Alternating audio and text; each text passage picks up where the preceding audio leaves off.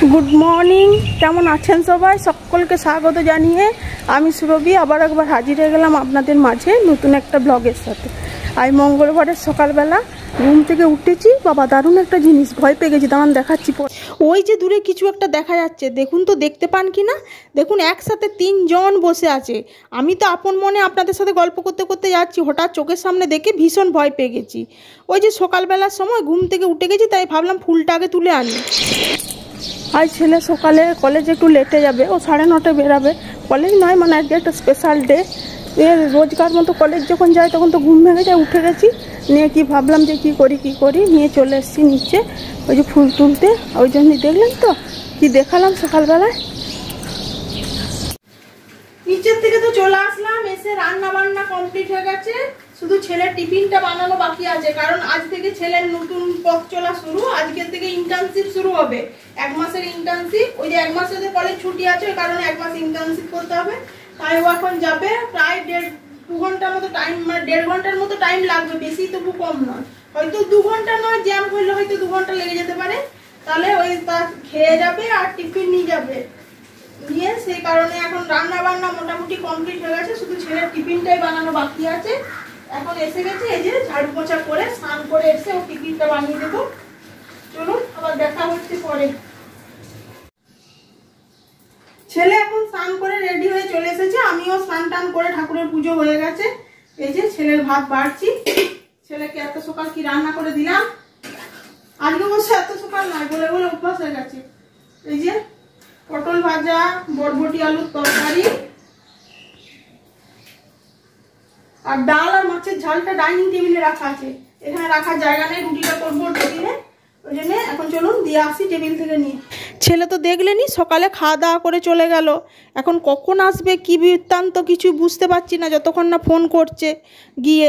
Actually নতুন আজকের প্রথম দিন, কলেজ গেলে তো জানতে পারি যে এই সময়ে যায়, এই সময় বাড়ি ফিরে।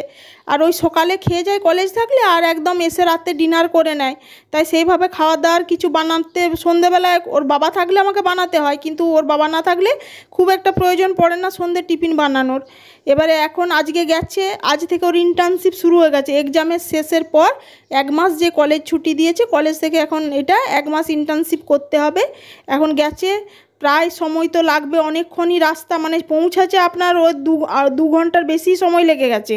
আমি তো সকালে আপনাদেরকে বললাম 1.5-2 ঘন্টা, ওই মোটামুটি 2 ঘন্টা 10-15 মিনিট মতো টাইম লেগে গেছে।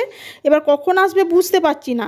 এখন ভাবলাম যে তাহলে সন্ধেবেলায় যদি চলে আসে সকাল সকাল, তাহলে যদি টিফিনটা খেতে পারে, সেই কারণে এটা একটা বানিয়ে রাখছি। টিফিন হিসেবেও খেতে পারবে, বা পরোটাই খাক, রুটি খাক, বা স্যান্ডউইচ খাক, যাই হোক, মানে এটা এমন একটা খাবার যেটা শুধু মুখেও খাওয়া যাবে। আর আপনার স্যান্ডউইচ করলে এটা ম্যাশ করে দিয়েও করা যাবে, আবার রুটি পরোটার সাথেও খাওয়া যাবে। আবার পরোটা বানালে ভিতরে পুর হিসেবেও কাজ দিবে। তাই ভাবলাম এটা হাতের কাছে আছে, বানিয়ে রাখি। কিছুই না, আলু দিয়ে তৈরি করছি। আলু তো আমরা অনেকেই অনেকভাবে করে খাই, তাই ভাবলাম এটাই করে রাখি। কিছুই না, ওই যে প্রথমে মিক্সির জারের মধ্যে আদা, কাঁচা লঙ্কা, ধনে পাতার যে ডান্ডিগুলো সেগুলোর পেস্ট করে নিলাম। নিয়ে শুকনো কড়াইয়ে আপনার জিরে, মৌরি আর ধনে, এগুলো শুকনো কড়াইয়ে ভালো করে ভেজে নিলাম, ড্রাই রোস্ট করে। নিয়ে সেটা ঠান্ডা হয়ে যাওয়ার পর ওই যে আদা কাঁচা লঙ্কা বেটেছিলাম ওর সঙ্গে আবারও দিয়ে জল ছাড়া আবার পেস্ট করে নিলাম। আর এখানে আলু সেদ্ধ করে নিয়েছিলাম, আলুগুলো ছাল ছাড়িয়ে টুকরো টুকরো করে কেটে নিয়েছি। এবার কড়াইয়ে তেল দিয়ে, সর্ষের তেলই দিয়েছি, সর্ষের তেলে জিরে শুকনো লঙ্কা ফোড়ন দিয়েছি। আমি আবার হিং ফোড়নটা দিতে ভুলে গিয়েছিলাম। নিয়ে ওই যে পেস্ট করা মশলাটা দিয়ে ভাজা ভাজা করে নিয়েছিলাম। নিয়ে দেখলাম যে তাহলে এবার উপায়, ওই যে রাঁধুনি এতদিন রান্না করছি, ওই বুদ্ধি করে করে নিচ্ছি, এই রান্নাটাও যেমন বুদ্ধি করে করা হচ্ছে। নিয়ে একটু ঘি দিয়ে, ঘিটার মধ্যে হিংটা ফোড়ন দিয়ে আবার মশলাটা একটু ভাজা ভাজা করে নিয়ে কেটে রাখা আলুগুলো দিয়ে, আর এই যে নেড়ে চেড়ে হালকা ভাজা ভাজা করে নেব। এই রান্নাটা খেতে ভীষণ ভালো লাগে। এবার নামানোর আগে ধনেপাতা ছড়িয়ে সার্ভ করে দেব। এই যে বুদ্ধি করে এমন একটা রান্না করে রাখলাম যেটা নষ্ট হওয়ার কোনো চান্সই নাই, যেমন করেই খাওয়া হোক খাওয়া যাবে। চলুন আজকের ব্লগ এখানেই শেষ করছি। আপনাদের কাছে কেমন লাগলো রান্না অবশ্যই জানাবেন। এটা হচ্ছে জিরা আলু। আজ তাহলে এটুকুই, আবার হাজির হয়ে যাবো অন্য ব্লগে। সবাই ভালো থাকবেন, সুস্থ থাকবেন, ধন্যবাদ।